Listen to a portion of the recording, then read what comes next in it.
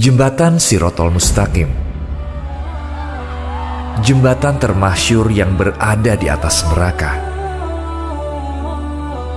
Kita semua akan menyeberangi titian sehalus helai rambut dan setajam pedang tersebut. Takkan ada yang bisa melewatinya sebelum menjawab 7 pertanyaan.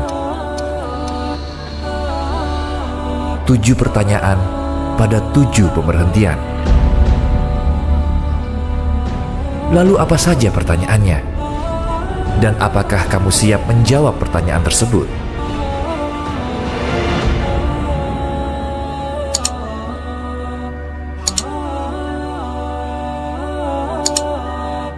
Pada hadis Al-Syarif, Nabi Muhammad SAW menjelaskan jembatan Shirathul Mustaqim sebagai berikut.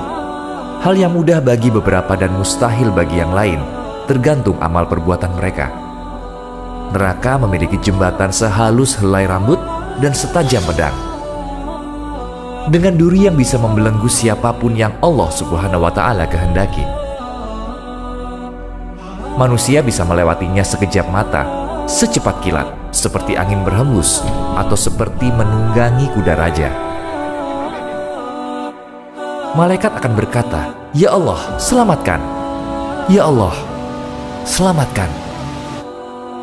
Secara terus-menerus. Akan ada dari mereka yang selamat tanpa luka, ada yang bersusah payah, dan ada yang terjatuh. Ya, seperti yang kita pahami dari hadis, manusia bisa melewatinya sesuai amalan mereka di mata Allah Subhanahu wa Ta'ala.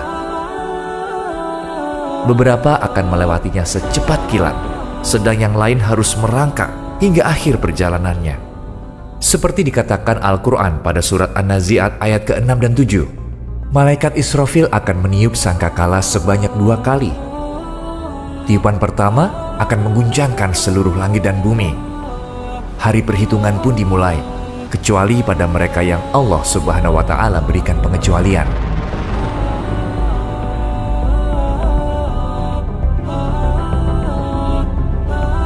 Tiupan kedua akan membangkitkan yang mati dan dikumpulkan di padang mahsyar. Mereka yang dibangkitkan kembali di padang mahsyar akan diberikan catatan amal semasa hidupnya. Dikatakan dalam Al-Quran bahwa saat kamu diberikan catatan itu di tangan kananmu, pertanda akan masuk surga. Dan jika kamu diberikan catatan itu di tangan kirimu, maka itu adalah tanda hukuman di neraka. Saat di dunia, malaikat Raqib dan Atid mencatat segala amal perbuatan manusia. Semua amal baik dan dosa yang kita lakukan akan dihadapkan di depan kita.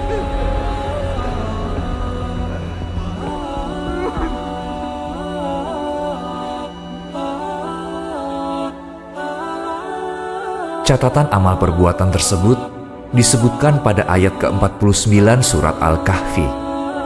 Dan diletakkanlah kitab catatan amal. Lalu engkau akan melihat orang yang berdosa merasa ketakutan terhadap apa yang tertulis di dalamnya. Dan mereka berkata, "Betapa celaka kami! Kitab apakah ini?" Tidak ada yang tertinggal, yang kecil dan yang besar, melainkan tercatat semuanya. Dan mereka dapati semua apa yang telah mereka kerjakan tertulis. Dan Tuhanmu tidak menzolimi seorang jua pun. Ya, kitab ini akan dihadapkan di padang mahsyar. Begitu kita mendapatkan catatan amal, pertanda kita berada di ujung jalan. Tapi ada satu perhentian terakhir sebelum ketujuan akhir kita. Ini adalah perhentian sehalus helai rambut dan setajam pedang. Ini adalah perhentian yang harus dilewati semua orang tanpa kecuali. Perhentian ini adalah jembatan Shirathul Mustaqim. Dan tidak ada seorang pun di antara kamu yang tidak mendatanginya, neraka. Hal itu bagi Tuhanmu adalah ketentuan yang sudah ditetapkan. Surat Maryam ayat 71. Menurut hadis, Shirathul Mustaqim adalah jalan lurus di atas neraka. semua manusia akan melewatinya.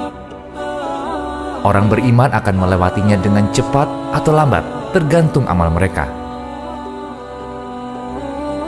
Adapun orang kafir dan pendosa, mereka akan tersandung dan jatuh ke neraka. Nabi Muhammad SAW bersabda, "Yang pertama melewati Shiratal Mustaqim adalah dirinya dan umatnya, dan manusia akan melewatinya dengan cepat jika amal mereka baik." Apa yang akan ditanyakan saat kamu lewati jembatan ini? Setiap orang akan ditanyai atas amal baik mereka dan dosa-dosa yang dilakukan di dunia. Seperti yang dikatakan di awal, takkan ada yang bisa melewatinya sebelum menjawab 7 pertanyaan. 7 pertanyaan pada 7 perhentian.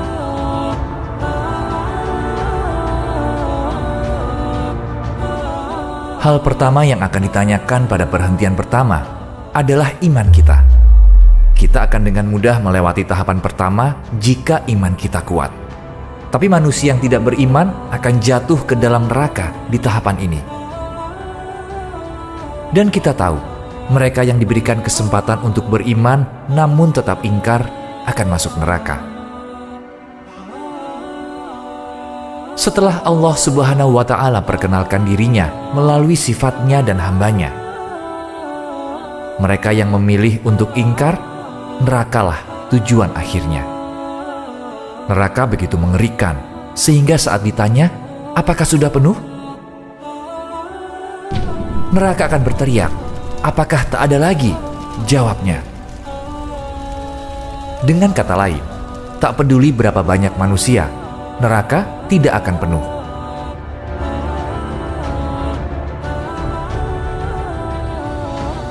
Tapi jangan takut.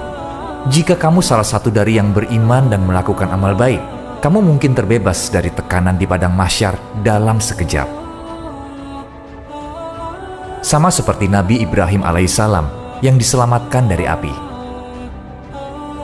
Kamu masih memiliki kesempatan jika kamu beriman, walau tak banyak melakukan amal baik untuk menyelamatkanmu. Jika tidak, akan ada kail yang menahanmu karena dosa-dosamu. Jika kamu terbebas dari kail itu, maka baguslah.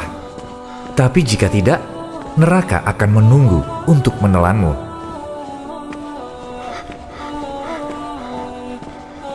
Seperti yang ada di ayat ke-72 surat Maryam, kemudian kami akan menyelamatkan orang-orang yang bertakwa dan membiarkan orang-orang yang zalim di dalam neraka dalam keadaan berlutut.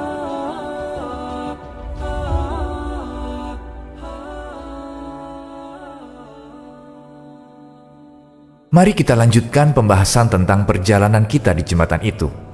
Neraka akan menarik perhatian kita dengan semua teror dan kengeriannya di bawah. Kita berusaha untuk tidak melihatnya dan fokus berjalan di atasnya. Kita akan melihat orang-orang di sekitar.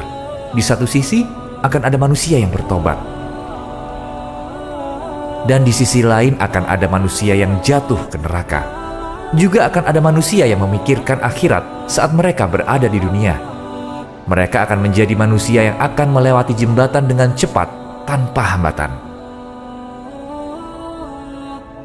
Setelah berhasil menjawab pertanyaan pertama, kita akan sampai pada pertanyaan kedua. Tentu saja apa yang akan kita pertanggungjawabkan di sini adalah sholat kita, yang merupakan tiang agama setelah iman. Tiang-tiang iman bagi Islam. Jika sholatmu lengkap dan tulus, perhitungan amal akan mudah. Tetapi jika doamu tidak tulus, keimananmu bisa runtuh. Nabi Muhammad SAW bersabda, "Salat adalah tiangnya agama. Barang siapa yang meninggalkannya telah menghancurkan agamanya."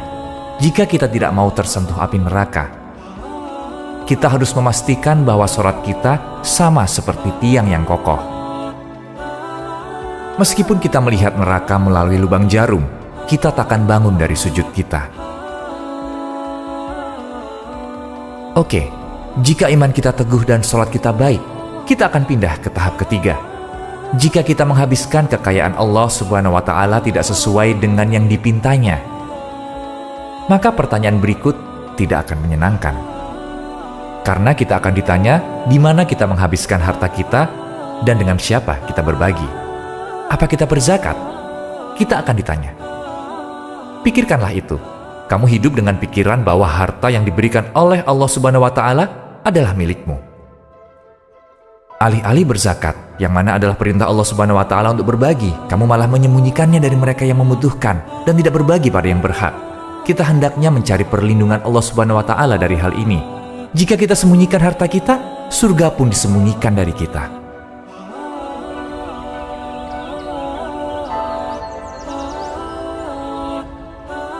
Jika kita mendapatkan dan menghabiskan harta kita sesuai dengan perintah Allah Subhanahu wa Ta'ala, kita akan ditanya tentang puasa di perhentian keempat, yang mana sudah ditentukan untuk kita serta untuk orang-orang sebelum kita. Jika kita tak mau bilang andai saja di tahapan ini, kita harus menebus puasa kita yang tidak kita lakukan dengan segala macam alasan. Setelah itu kita akan berada di perhentian kelima. Di perhentian ini kita akan ditanyai tentang ibadah haji. Jika kamu menunda ibadah haji karena faktor keuangan, kamu harus melakukannya setelah keuanganmu stabil. Jika kita beralasan dan lalai meskipun secara keuangan cukup stabil untuk melakukannya, akibatnya akan mengerikan. Pada perhentian keenam, kita akan sampai pada subjek yang menjadi perhatian semua orang. Melindungi hak-hak orang lain dan menjaga kerabat kita.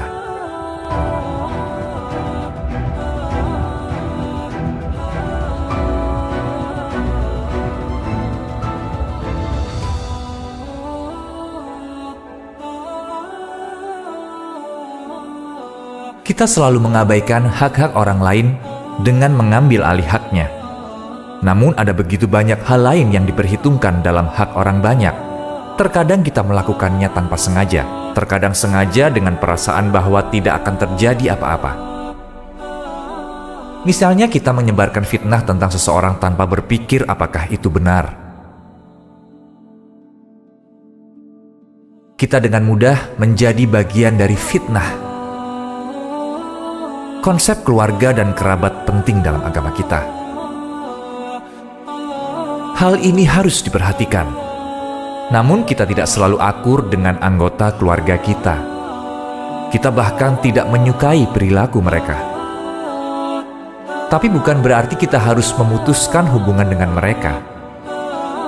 Mari kita lihat kembali sahabat-sahabat dari Nabi kita.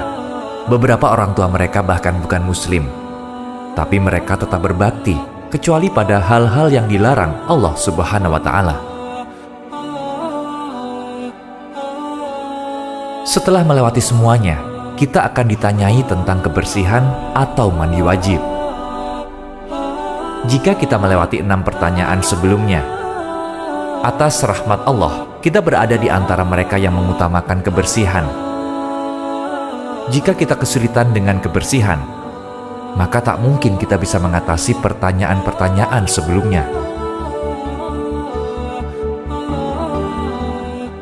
Setelah semua pertanyaan tersebut, neraka tidak akan bisa meminta manusia menjadi bagiannya, sedangkan surga akan meminta Allah Subhanahu wa Ta'ala untuk menjadikan manusia sebagai penghuninya. Nabi Muhammad SAW bersabda dalam hadis Al-Syarif, banyak manusia tak akan sadar mereka melewati Siratal Mustaqim dan bertanya kepada malaikat, di mana Siratal Mustaqim dan di mana neraka? Apakah kita melewatinya? Malaikat akan menjawab, kamu melewati Siratal Mustaqim di atas neraka, namun api neraka surut dan ditutupi karena cahayamu. Jami'us Sagir. Dikatakan juga bahwa api neraka akan berkata pada yang beriman, wahai manusia beriman, pergilah dengan cepat, cahayamu mengurangi apiku. Insya Allah kita akan dianugerahi surga. Surga adalah tempat yang sangat indah untuk dikunjungi di akhir perjalanan. Tak ada yang pernah melihat, mendengar, bermimpi atau membayangkan surga. Tak sulit untuk menjalani hidup di jalannya. Kita juga perlu mengambil langkah baik untuk melawan racun yang memabukkan di akhir zaman.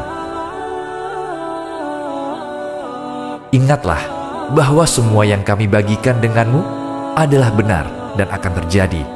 Apakah setimpal untuk menghancurkan akhirat kita demi kehidupan sementara di dunia? Oke, mana yang lebih kamu inginkan? Jembatan di dunia yang sesaat? Atau jembatan yang mengarah pada keabadian? Assalamualaikum saudara-saudaraku. 98% penonton kita termasuk video ini belum mensubscribe channel ini. Minta kalian untuk mensubscribe adalah untuk menyebarkan kebenaran. Mungkin terasa tidak berpengaruh, tapi insya Allah mungkin bisa menjadi sarana petunjuk untuk banyak orang. Nah, silakan klik tombol subscribe dan mari berjalan bersama menuju keabadian.